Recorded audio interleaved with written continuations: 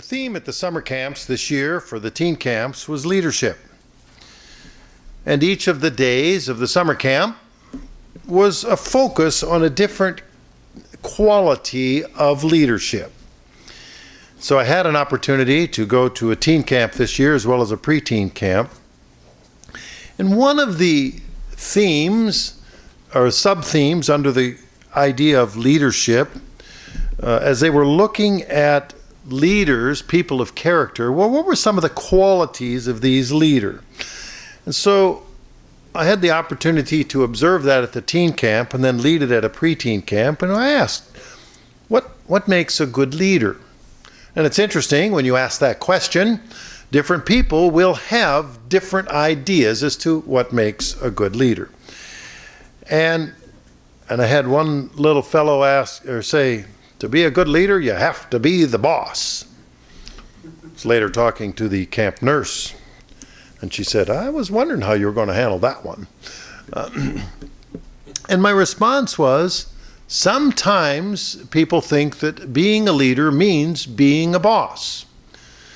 And it reminds me of the cartoon, and some of you may have seen it, where there is a picture of a group of people, and behind them is a man on a high place with a whip, and his label on him was boss. And then there's another picture of the same group of people all pulling on a rope, and then there's one person out in front pulling with them, and the cartoon pointed to that one, said that one's the leader. So the description I thought was apt when you have a picture of a boss who's got the one who's got the whip, and the leader was out front showing the way. And in that sense, as I explained to the young man, or the youngster at the time, the preteen, that leadership is something that we can all do. You don't have to be the boss to be the leader, because we can all do the right thing, go the right way, regardless of whether other people follow. That is a characteristic of leadership, is those who serve and lead by example. So leaders are servants. And this, of course, approach takes character, which can then be defined as knowing right from wrong. And of course, right from wrong can mean spiritually, it can mean morally, right from wrong. And then once you know the difference between right and wrong, then you do the right thing. You've probably heard the definition of character, that doing what is right even when no one is looking. So the character of a person is his or her inner makeup. It's who they are, and God is then the ultimate source of godly character. Well, at the United Youth Camps, that's where we have an opportunity to practice character, learning how to serve, how to lead. And it doesn't matter whether it's in the dorm or on the field, if it's with a team, how to set a good example. Because that opportunity in summer camp affords the chance for campers and the staffers, to each of them to be able to opportunities to learn what's the right thing to do and then do the thing that is right. So everyone has an opportunity to participate in leadership. Well, the characteristic of the leader that I chose for a presentation I want to go over today is the characteristic of determination. And there's a biblical character that exemplifies the concept of determination. And of course, determination is someone who has the purpose to accomplish the right goals regardless of the obstacles or opposition. So determination means then stick-to-it-iveness, just sticking to it no matter what. My youngest brother was age 26, started college 8 times in 8 years. But he had too much fun going to college. He was in plays and musicals and having a great time and never spent a lot of time in his studies. So at that time, it was the limit for getting into the military was age 26. So right under the limit at 26, he joined the Marines. And he had an opportunity to come and visit me after that. And I said, well, perhaps you could tell me, why did you join the Marines? And he said, well, there were 2 things. One, I wanted to learn how to get up in the morning. And number two, I wanted to learn how to finish what I start. Now, those are admirable goals for somebody who wants to make their way in life. You got to learn to get up in the morning to make the day worthwhile, instead of getting up at noon or 1 in the afternoon. The other one was finish what you start. Would that we all had that really, really down. I know that that's... And so I said, well, how did it go on learning those two things? He says, the Marines taught those two things in the first week. He said the next 4 years was redundant. So the Marines obviously had a level of determination that he was going to be a good Marine, and he accomplished his goals regardless of the obstacles or opposition. He accomplished his goals of those two goals, although he accomplished them much quicker than he thought that perhaps he would. So to have determination, you accomplish the right goals regardless of your obstacles. Now, this concept or this characteristic of determination often separates the dreamers from the doers. I have lots of dreams. I have a lot of things I want to do. And they're exciting things. And I can write them down, and they're just fun to think about. I can lay in bed and ponder them. I think about them while I'm driving. I think about them everywhere, about all the neat things I want to do. And it was many years ago, I was reading a book written by Robert Ringer. I think that one was Looking Out for Number One. And he defined people who are realistic simply this way. He said, if you're realistic, you are accomplishing your objectives. Ooh, that one kind of hurt, because I had all these objectives and yet they weren't all being accomplished. In other words, I wasn't being realistic. And so how much determination did I really have? Maybe I wasn't as realistic as I should have been. I wasn't realistic about me, or I wasn't realistic about the obstacles. I wasn't realistic about the opposition that I would encounter. And so this whole idea of determination then being a character issue is, I had to question myself. Did I have the level of determination it took to take a dream and then take that dream and do something, make it into reality? Was I being realistic about all the things that surrounded that dream? And I guess we all have dreams, hopes, wants, wishes, or desires. It's what are we doing to turn that into reality? Well, there's a biblical leader that we talk about when we talk about determination. You may, of course, find your own examples, but this particular leader has a fellow by the name of Nehemiah. And, of course, you know that he's the second shortest person in the Bible, right? Nehemiah. You know the shorter one is Bildad the Shuhite. So we have those. The character of Nehemiah is what we're going to examine. And Nehemiah, so we can turn to Nehemiah. We'll start in Nehemiah 1:1. We're going to go through a quick look at Nehemiah. Well, maybe not a quick look, but we're going to have plenty of time for lunch today. And the book begins in the winter time, about the year 445 BC, while Nehemiah was at the winter home of the king of Persia. Now, this time period is when the Jews had been taken captive, and they had been hauled away from what was the land of Judah, which we now call Israel, and they had been hauled away to Persia as captives, as people. And that occurred some, 90 years earlier. And they were hauled away as slaves. They were servants in a strange land. Today we call Persia Iran, but it had different borders than what it does now. And so some years before, about 54,000 Jews had been allowed to return to Judah.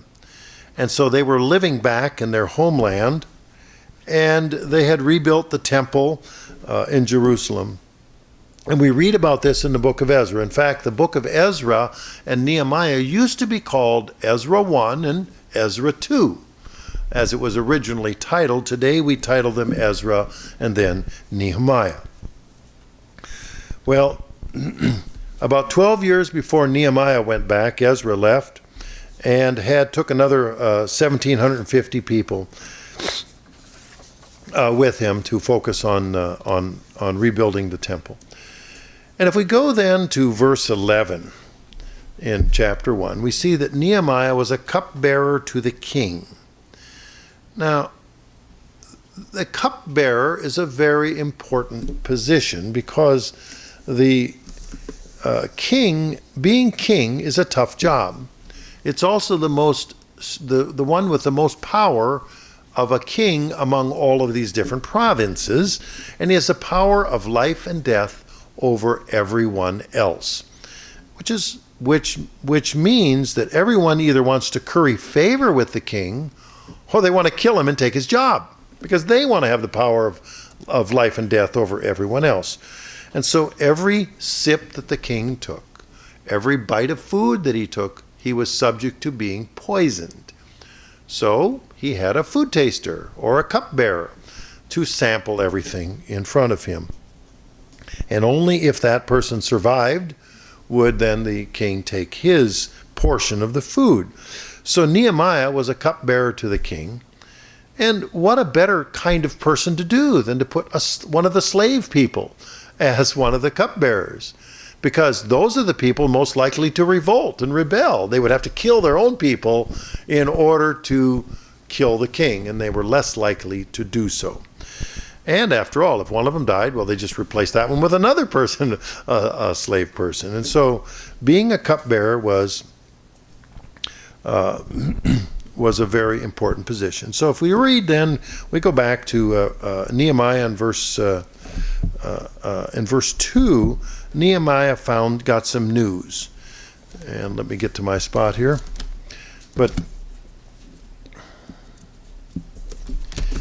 And Nehemiah received news that he was very saddened about. And the news, of course, was that the walls of Jerusalem were not rebuilt. They were still broken down. And now Nehemiah was normally a happy person. And we all know it's a lot more fun being happy than being sad. So when we get news that's uncomfortable, that's sad, that may depress us, of course, then and King James uses the word countenance. And the words were that his countenance had fallen, because in verse 4, when Nehemiah heard the words, I sat down and wept and mourned for days and fasted and prayed. Well, what did he fast and pray about? Was that there was great affliction and reproach. The wall of Jerusalem is broken down and the gates are burned with fire. So people were trying to make sure that Jerusalem could never again be a safe and a great city. There were enemy peoples around, and those people had surrounded them. And so one way to make sure that a city was vulnerable was to keep the walls broken and the gates burnt. And to build the city gates is no small thing. Heavy timbers were taken. If you recall the story of Samson, uprooted one of the gates and hauled him off to a hill. So to keep the city, and of course when you have the walls around a city, in fact, if you take a look on driving here today, as we did coming from the freeway, you'll notice these big walls along the highway for these housing developments. And those big fences or walls keep out what? Well, they'll keep out dogs, they'll keep out coyotes, and keep out anything that would come in and risk and be a hazard to those to the people living there. Well, in those days, the hazards were bigger: wolves, big cats, bears, lions, and enemy people, who would come and prey upon them. And so the walls were broken down, and of course, this meant the people were vulnerable to being attacked and crimes committed upon them. And so naturally then, Nehemiah, who was not born there, but his ancestors were, was very upset, that all of the people that lived there and now were repopulating the area were basically unsafe. And so if we take a look here, and we keep reading on, that if in verse 5, what did Nehemiah do? And we read in verse 5, the first thing he did was he prayed. And he prayed because he had a vision in his mind. And he asked God to give him favor in sight of the king. So if you take a look in verse 5, and I beseech you, O Lord, God of heaven, the great and terrible God that keeps covenant and mercy for them that love him and observe his commandments, let your ear now be attentive and your eyes open, that you may hear the prayer of your servant, which I pray before you now day and night for the children of Israel, your servants, and confess the sins of the children of Israel, which we have sinned against you, both I and my father's house have sinned. So he's acknowledging the truth, that they didn't do all of the things that they should have done. And that's really the heart of repentance, is being able to turn, acknowledging the past, what we've done wrong, and then asking God's forgiveness so we can do what was right. But Nehemiah continues on.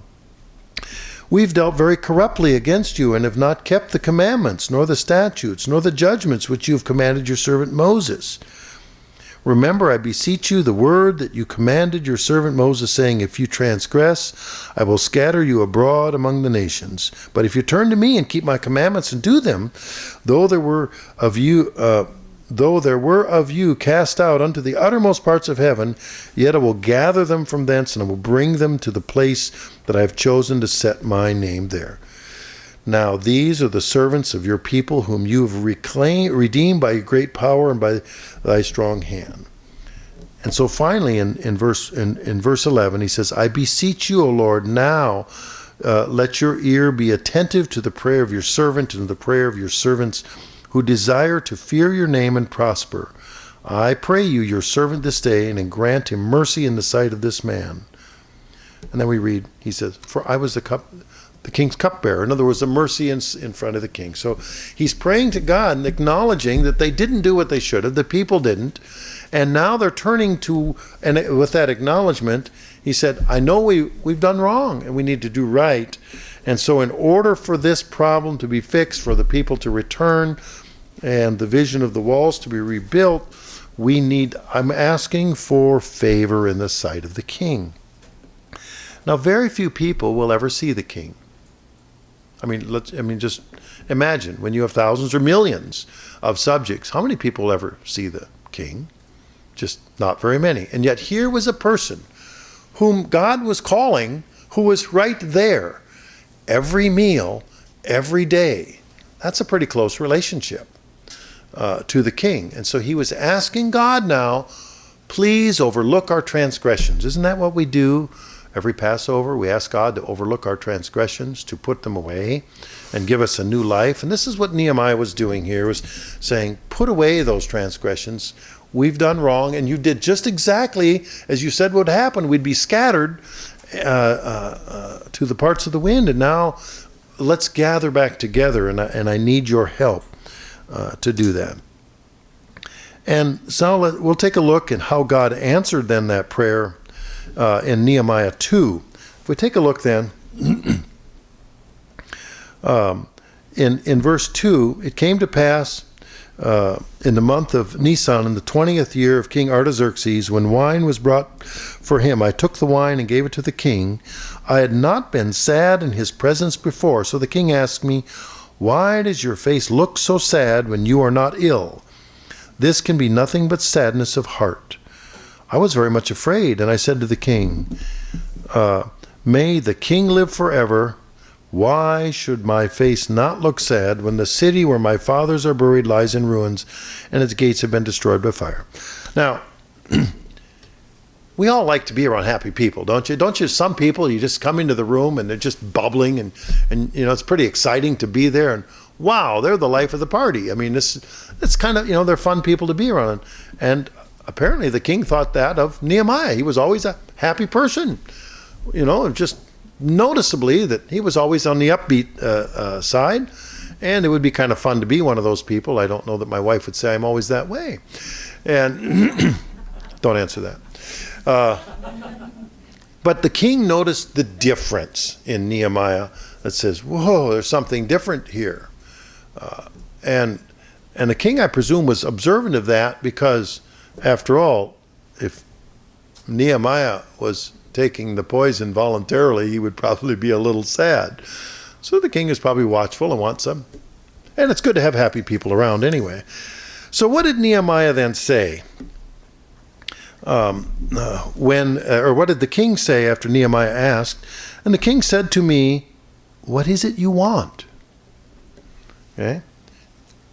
I have an uncle who has a number of children, and he's seems to be rather abrupt from time to time. So when he gets a call from one of them, he doesn't say, what is it you want? He says, how much do you want? Because he already knows what the call is going to be about. And I don't think we have to describe too much about the much part, how much what, but there's always a dollar sign attached to it. How much do you want this time? So sometimes they'll go on for a minute or two and describe their circumstances. So let's cut to the chase. How much do you want? Well, the king says, what is it you want? The king could read between the lines. Well, there's got to be a reason, okay? You know, your ancestors are buried back in Jerusalem. That's true. Even though you've never been there, Nehemiah. What is it? What do you want? Because what is the king? Why is he the king? He can make decisions. He has the capacity to make a decision, because if he was indecisive, would he still be the king? Probably not. So he's able to cut right to the heart of the matter. What do you want? Okay, are we able to do that? Can we cut to the heart of a matter and say, what is it? What will solve this problem? Now you'll notice that Nehemiah said that he had prayed, he recounted that he had prayed to the God of heaven. And I answered the king. Now we read that he had prayed earlier so that he would be prepared for this opportunity, this circumstance. And we read this, in fact, we read early in here that the first thing that Nehemiah did was pray. He was beseeching God what to do. And that's one of the characteristics or qualities of a leader when we look at determination. His first thing was he prayed. He prayed for forgiveness. He was praying for direction. He asked God to look after him and to his people. He reminded God of his promises. And here it is. He's restating here in Nehemiah 2 that he had prayed before answering the king. Now, in industry, for many years, if you really screwed up something and you were called up to the boss's office, we call that doing the rug dance. You're sitting and standing in front of the boss who's behind the big desk, and you're standing there on the carpet. And then he asks the hard questions. We call that the rug dance, because you're standing on there just hoping for the best thing will come out. There was many years ago, there was a young IBM executive from International Business Machines, and he had just made a $2 million mistake. Company chairman was very unhappy. Calls the young executive into his office for the rug dance. And the young man said to his boss, he said, I suppose you'll be wanting my resignation. And the head of IBM says, no, he says, you made the mistake. You're going to work here until you earn every bit of it back and more, and you're going to pay us back for this mistake. Now, in other words, the young executive was not going to get off the hook. He was going to have to make better decisions, learn from this, and then do better next time. So the head of the company had the confidence that the man would learn from that mistake, and he had the capacity then to fix the problem. And so the king here in Nehemiah's case asked the question, what is it you want? And Nehemiah goes ahead and responds and says, I want to, if it pleases the king. He learned to use his words very nice and diplomatically. In other words, if it's okay with you, king, and if you think well of me, if your servant has found favor in his sight, let him send me to the city in Judah where my fathers are buried so that I can rebuild it. And of course, to rebuild a city means you rebuild the walls. And the king with the queen sitting beside him asked me, how long will your journey take, and when will you get back? The king didn't say yes or no. He assumed the yes and went into the details. If anybody sold cars, you know that the car salesman always comes in and says, what color do you like? He doesn't say, do you want to buy a car? Don't buy a car. It's which one do you want, basically. It's not a yes or no. And so this was the same thing. Well, the yes was already now presumed, and which, how long is this going to take? Let's deal with the details. He's the problem solver. He's the king. What are we asking here? Is this going to take a period of time? And so it doesn't tell us the time, but he says, I set a time. Okay, in other words, there was a certain time frame that he would allow to do this, and we learned later that Nehemiah was there for 12 years. And as we read later. And also, if you take a look at this verse in verse 6, 2:6, it says, the king with the queen sitting beside him. This is unusual. This is an extraordinarily high level of trust that they had in this cupbearer Nehemiah. So he was allowed to be in the presence of the king and the queen at the same time. So God answered the prayer when the king, by the king's response, because when Nehemiah asked, set a time, and he says, and if it please the king, oh, by the way, here's a few of the details we'll need along the way. I'll need letters to the governors of the various areas. I'll need some wood from the forest to make the gates. I'll need to have the authorization of transport through your military garrisons in this whole big area. So we'll need to have a few official letters. I, as one of a slave people, can't just go waltzing through your empire wherever I want to go. So I'll need some official letters, which means with the wax and the king's seal on it, in order to get that authorization. And in fact, the king then made him the governor of Judah. And so he got letters, the appropriate letters, and went along. Now, so he overcame this opportunity, this scary part. He set a goal. But he didn't set a goal mindlessly. He set a goal with something in mind, so that when the king asked him a question, he was prepared to answer. I'll need transport letters. I'll need letters authorizing me to cut from the king's forest so that I can make the timbers. In other words, get the supplies that I need. He was prepared. When we set a goal, are we prepared to follow through with it? Are we prepared to follow through? So it's not just an empty goal. It's not just a dream. It's something. Are we prepared to be able to do what it takes to follow through on that goal?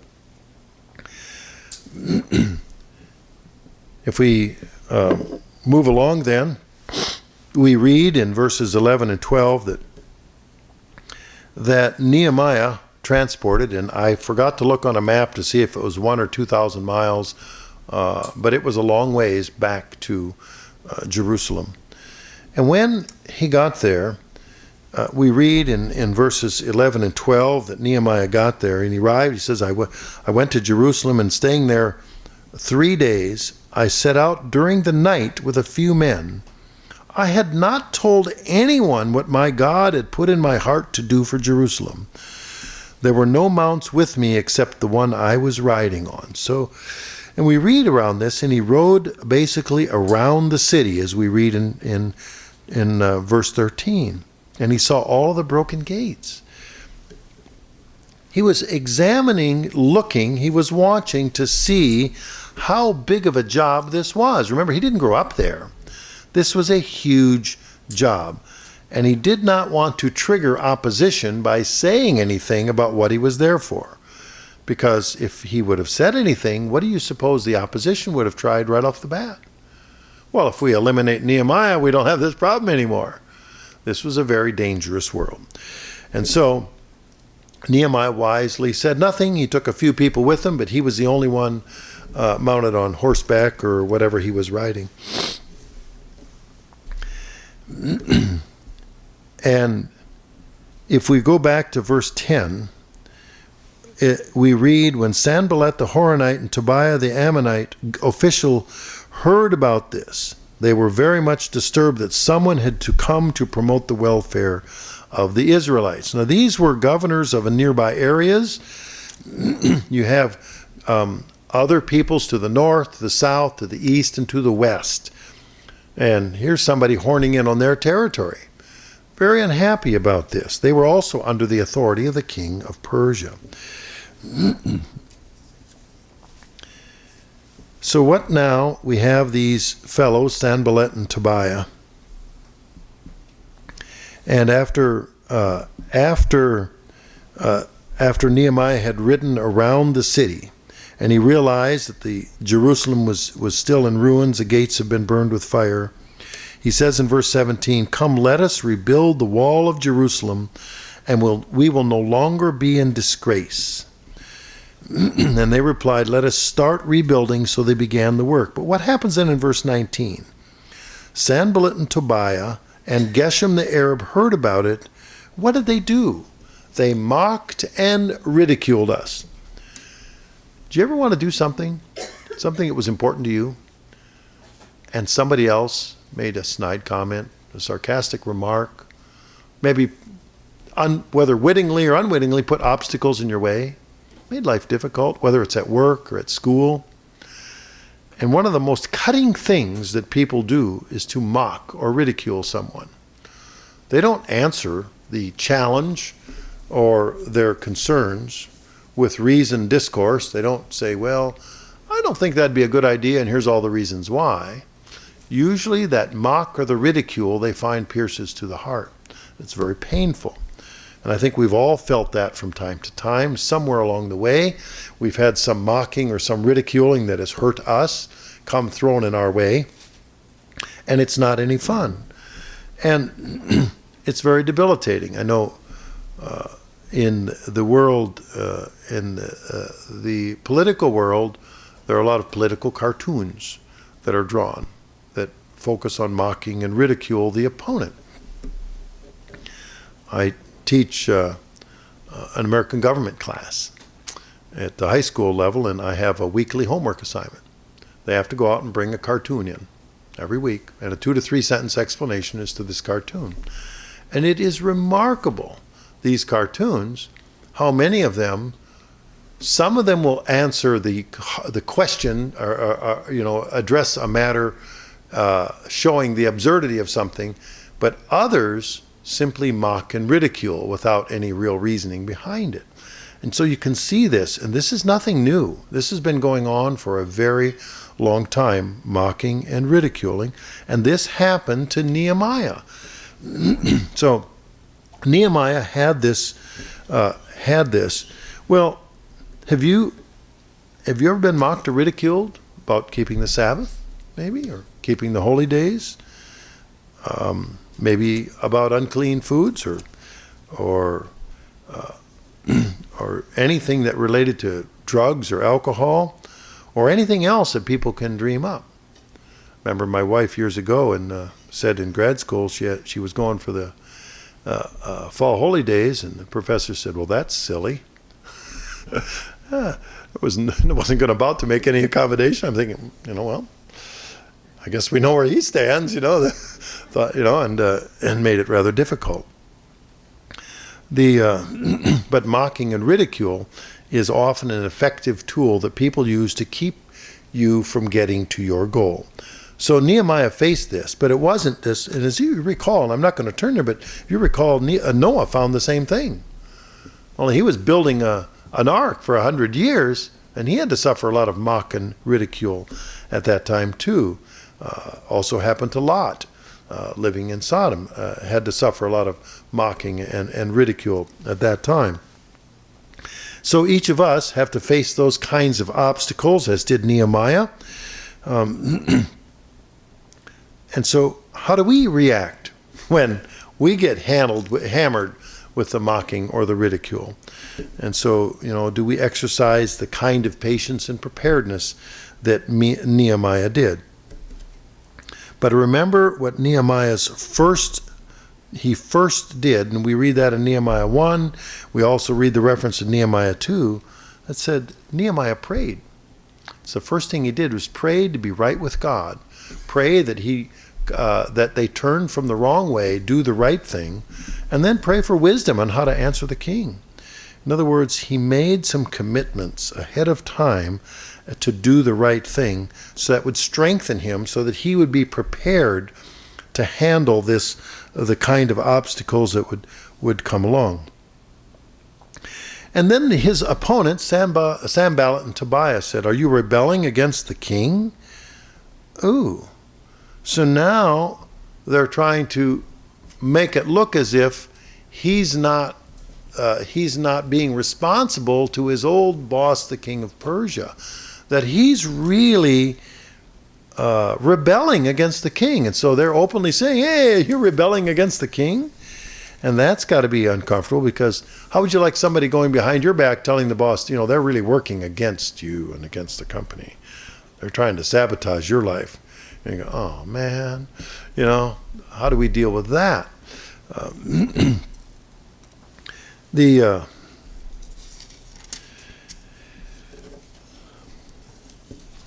And so if we have the same kinds of experiences, are we able to handle them as smoothly as did Nehemiah?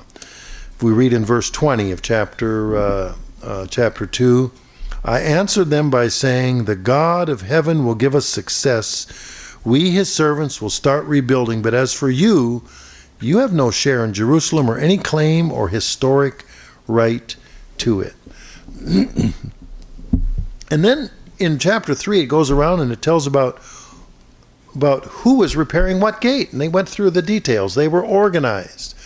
He said about different families and different groups, and they were each building or repairing different parts of the gate. And they were busy. And so you look, and we can read through chapter 3, who all did which repairs. And it's really a list. It's like the contractor's list of who all the subcontractors are and who's responsible for what. And the various gates. So everybody had personal responsibility for an assignment in their area. But then we jump to chapter 4, and it says, "But it came to pass when Sanballat heard that we were rebuilding the wall." In other words, Sanballat wasn't standing there. He was sending other people to mock and ridicule them. "He became angry and greatly incensed." He ridiculed the Jews, we heard that. "And in the presence of his associates in the army of Samaria," he was the governor of Samaria to the north, he says, "What are those feeble Jews doing? Will they restore their wall? Will they offer sacrifices? Will they finish in a day? Can they bring back these stones to life from those heaps of rubble buried as they are?" And then Tobiah the Ammonite, he was a governor to the other side, to the east, said, "What are they building? Even a fox climbed up on it, it would break down their wall." They were mocking them. Says, "What can you do?" Trying to belittle them at every step. And what did Nehemiah do? And he prayed then in verse 4, in chapter 4, "Hear us, O God, for we are despised. Turn their insults back on their own heads. Give them over as plunder in a land of captivity." Don't cover up their guilt or blot out their sins from your sight. They've thrown insults in the face of the builders. So verse 6, "So we rebuilt the wall till all of it reached half its height, for the people worked with all their heart." Verse 7, "But when Sanballat, Tobiah, and the Arabs, and the Ammonites, the men of Ashdod, heard the repairs to Jerusalem's walls had gone ahead, and that the gaps were being closed, they were very angry. And they all plotted together to come and fight against Jerusalem and stir up trouble against it." So what was the response for Nehemiah then? Verse 9, "But we prayed to our God and posted a guard day and night to meet this threat." So his response was, first again, he would pray. And then what is the second thing? He took action. Okay? He didn't sit on his hands. He didn't say, "Well, I don't know. Looks kind of rough. I hope we don't die." He said that they took action to defend themselves. And in other words, he was watchful. So he prayed. He watched. They knew what was going on around them, and they were watching the circumstances. In fact, I want to turn back to Acts 10 to reinforce the idea that the first thing that he did was to pray. So let's take a look at Acts 10. If I can jump back to it. Acts 10 and I think it's verse 2.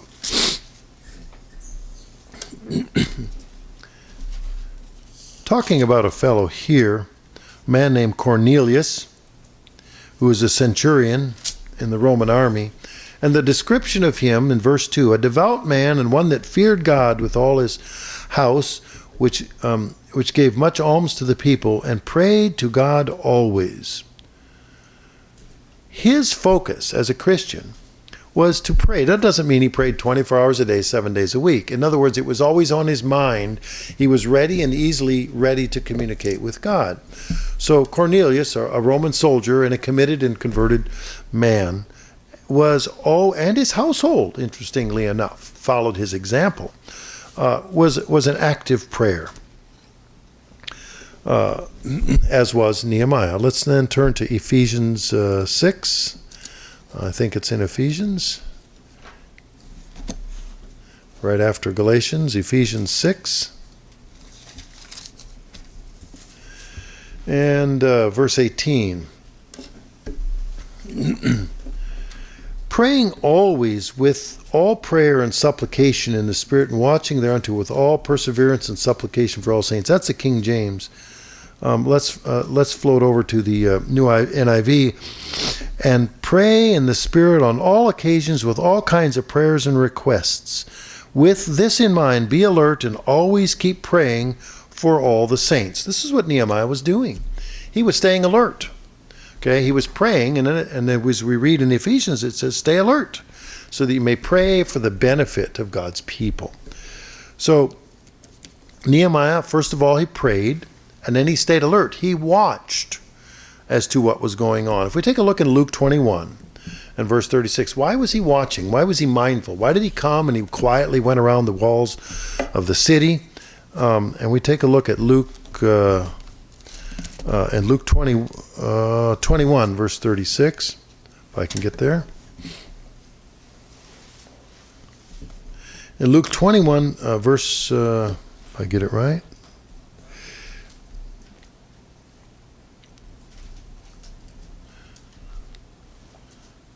Unless I got the wrong verse here.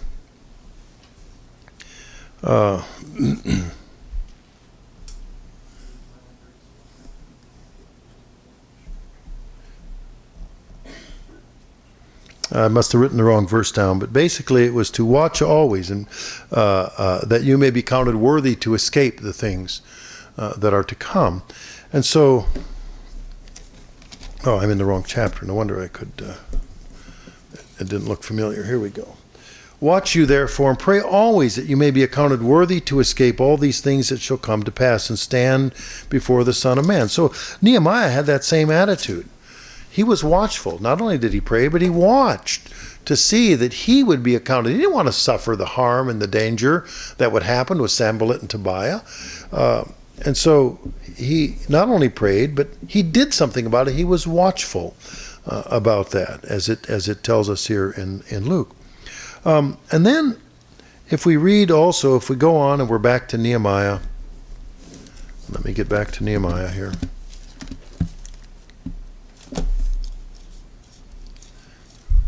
I tell people to put a thumb in that spot or a marker, and then I didn't do it. Nehemiah in chapter 4. And we're there, and in Nehemiah 4 in verse, if we can come to it here, in verse 23, the people had to be pretty diligent. Now they were fighting, they were trying to build a wall. And we read that in verse 17. They were so watchful, and the enemy was upon them. In verse 17, for they which builded on the wall, and they that bear the burdens with those that laid it, for every one with one of his hands in the work and the other with his hand on a weapon. For the builders, every one had his sword guided by his side, and so builded, and he that sounded the trumpet was by me. In other words, close to Nehemiah. They were prepared for the circumstances that they were surrounded with. So they prayed, they watched, and then they took action to make sure that they weren't going to get hurt. Now, the situation was so stressful. Can you imagine working with one hand, trying to be prepared to defend yourself with the other hand, to put on a show so that the other guys wouldn't attack you? Because if they thought that you were letting your guard down, then they could come in and stop the builders and hurt and kill the builders so they wouldn't rebuild the wall. Go down to verse 23. And if we read verse 23, neither I nor my brothers nor my men nor the guards with me took off our clothes. Each had his weapon on, even when he went for water. So now, not bathing, I know, can get kind of grubby after a while. This was, 15 years ago, my father had excised about a marble-sized growth and right in the crease where his leg met the torso. So you couldn't really move it very well. And so they took this marble-sized little tumor out, and he had it all patched up, but he couldn't take a shower. Because no matter what, we couldn't take a bath, couldn't take a shower, just couldn't. And it was right in that crease that was always difficult to keep sealed. So all he could do was sponge off until it was all healed up. And I remember the day, and I was there visiting, and he said, I cannot tell you how good it feels to take a shower today, because it was close to 90 days before he was through with the process, because they were using radiation to kill the cancer around that particular little spot, and so that kept it from healing as fast as it would have. And he had never gone 90 days without that kind of bathing in his entire memory, that life, and he said, words cannot describe. So here we are now. For many days, they're not taking off their clothes because they do not want to be caught unguarded. There was a neighbor I grew up with. He also had 4 boys, and as we did in our family, he fought for General Patton in World War II. And he was in the army as they fought up the Butte in Italy, and they marched up through Italy on all the way up into Germany. And General Patton's army was so vigorous and moved so constantly. He said, we got at most 2 hours of sleep at any one time. And he said, I didn't take my boots off for 3 weeks. Now, at that point, you would think that the boot and the foot would have kind of grown together, and that it would have killed all living things with a certain radius around that area. So you can imagine now the situation with Nehemiah's people and all of these families that were partaking of the building. They didn't take off their clothes. Pretty well says it that it was a pretty anxious time. It was on a war footing for survival. So Nehemiah was committed to his goal, and the people followed him, and they followed. So you can't imagine that he was over there luxuriating in this bath while they were busy building the wall. They followed his example. If he said the people didn't take off their clothes to defend themselves, you can be pretty sure that he wasn't doing it either at that time. And then we have the example. If we take a look at up in chapter 6, we read about an example of somebody who claimed to be Nehemiah's friend.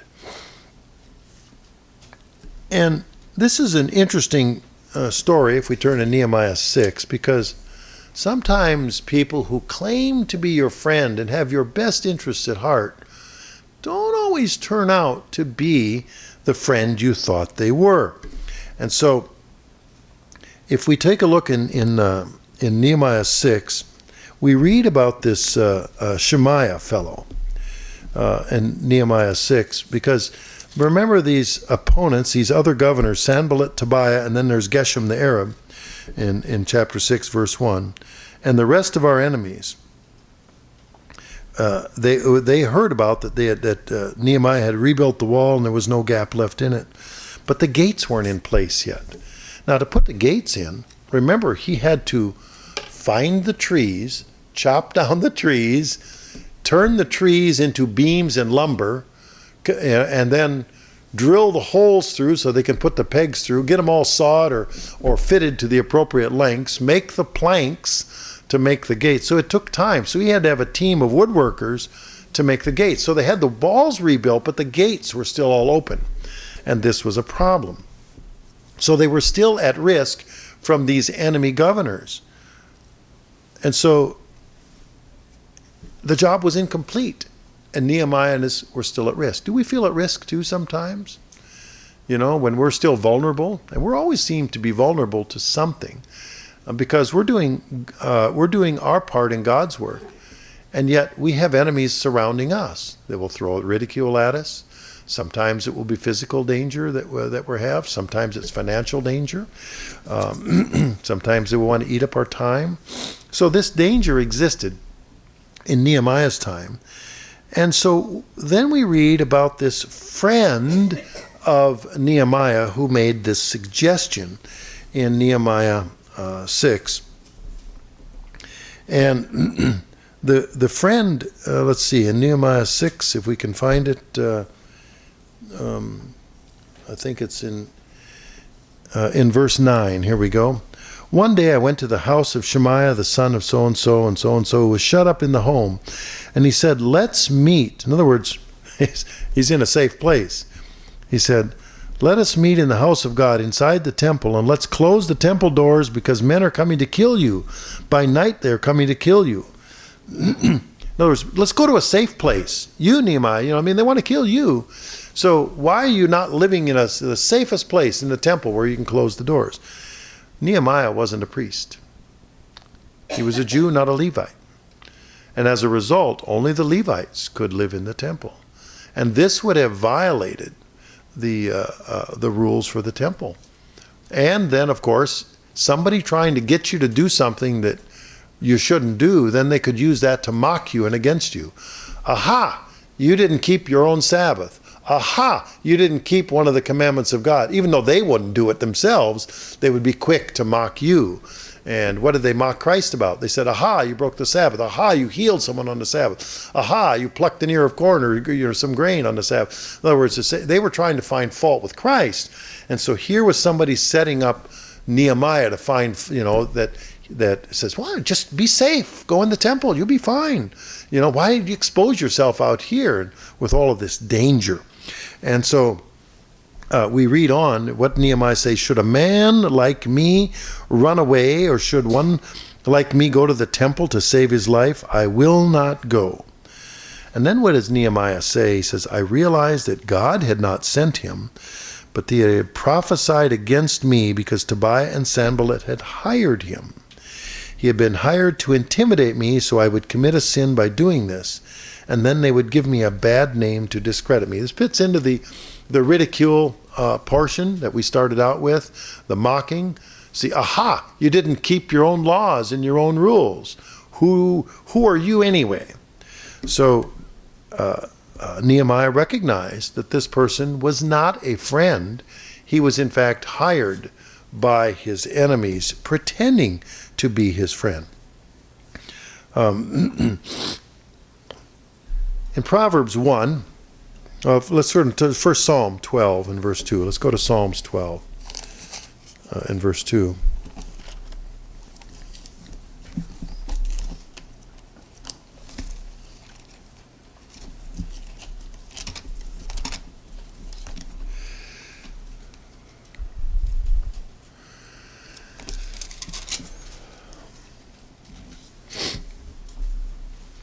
Does this remind you of Shemaiah when we read here in Psalms 12?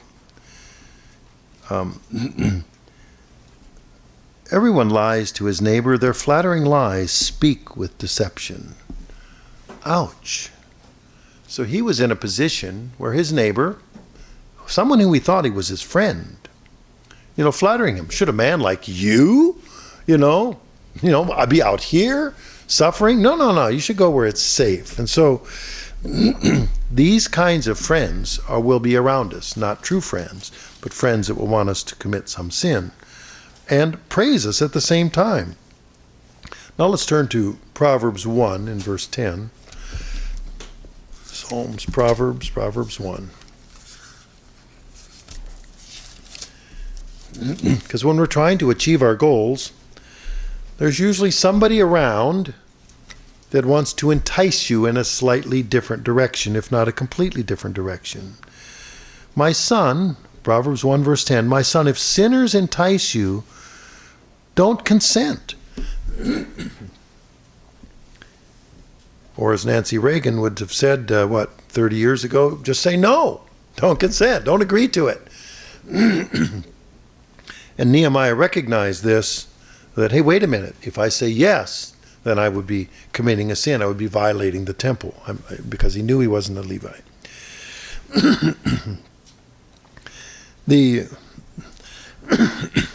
And of course, the comparison there is if that's not the kind of friend to have, well then, what kind of friend should we have? And we can go to Hebrews 10 and verse 24 to see the kind of friends that we should have. In Hebrews 10 and verse 24.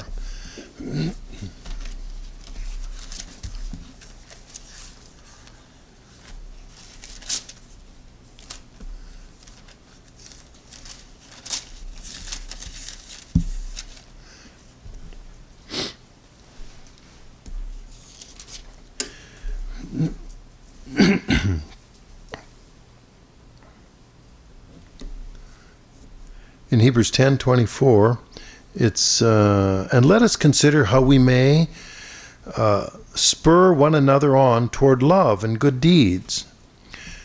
This is how you define, or one of the definitions of being a friend, is that person spurring you on to love and good deeds. And so that's one of the things that we did cover in camp, is those are the kinds of people that you want to surround yourself with. Those that can help you to do the right thing. Because after all, we're identified as Christians as to how well we love one another. So are those people around us spurring us on? And of course, we know about a horse, and you have spurs, touching the spurs to the horse makes it go forward. To love and good works. We can move down then in Nehemiah 6. If we go back to Nehemiah 6, what was the result of Nehemiah's determination? Because he stuck with his goal. We read the results in Nehemiah 6, and if we can turn to starting in verse 15. So the wall was finished in the 25th day of the month of Elul in 52 days. 52 days. They rebuilt the wall. They rebuilt the gates and secured the city. You can't get a building permit in any city around here in 52 days. Okay? That Nehemiah had his building permit from the king of Persia. He already had permission. Go get the materials, take care of business. And as we read on at that time, that Nehemiah went on to be the governor for the next 12 years before he returned to Persia. So the determination of the example of Nehemiah is something that is helpful for us. If we take a look at this story, and there's more to the story, but I did want to cover how determined Nehemiah was and what the things are, the principles that he used. He prayed. He prayed before he saw the king. He prayed before he answered the king. He prayed when he was in trouble. Prayer was his first resort. He communicated with God. He asked God for guidance. The second thing he did is he was observant. He watched. He watched because in order to achieve his objective, he didn't go blabbing it to everybody that would be able to hurt him or be able to be an obstacle. He was watchful. He was observant. He went around the city. He didn't tell anybody until he had met his own people and said, here's what we're going to do, and let's just start doing it.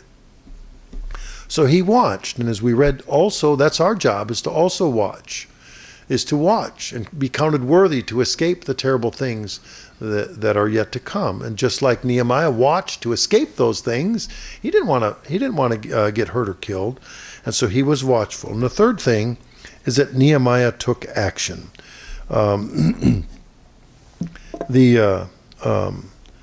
I don't believe I turned to Acts 22 and verse 16. I do want to turn to there in Acts 22:16, because that separates the dreamers from the doers, is that taking action.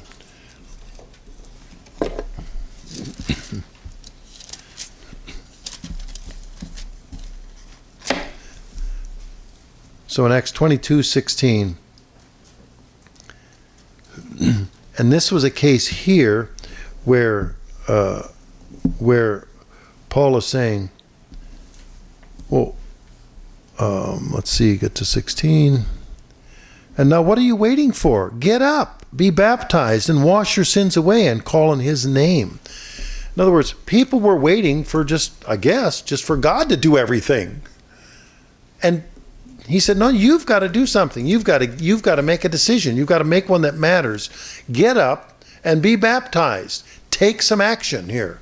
Make things happen. And Nehemiah was making things happen. He just didn't hope for the best. He just didn't say, well, we prayed and we watched, and now we'll twiddle our thumbs and la-di-da. No, this is the same thing that the Apostle Paul said, is to rise up, take action. You have a responsibility. And then Micah in 5:7. We can turn to Micah 5:7.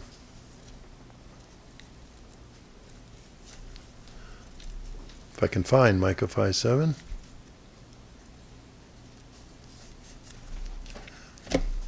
Those minor prophets are not thick books.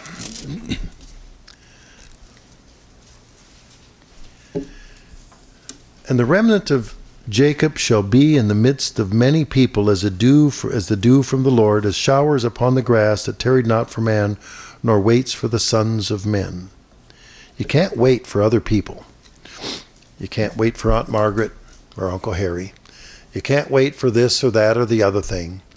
You're going to have to take action to get things done. Nehemiah didn't wait. He took action. Okay? He saw the obstacles that were before him. He knew the obstacles were there. He didn't discount them. He was very watchful for that. He knew that if he didn't take action, it would have a negative consequence. So the lesson from Nehemiah is being able to be a leader, was to establish determination. And Nehemiah was determined. He prayed, he watched, and he took action. So we can take a look at that example in our lives. Do we have those priorities in order? Are we prayerful? Are we observant? And then do we take action?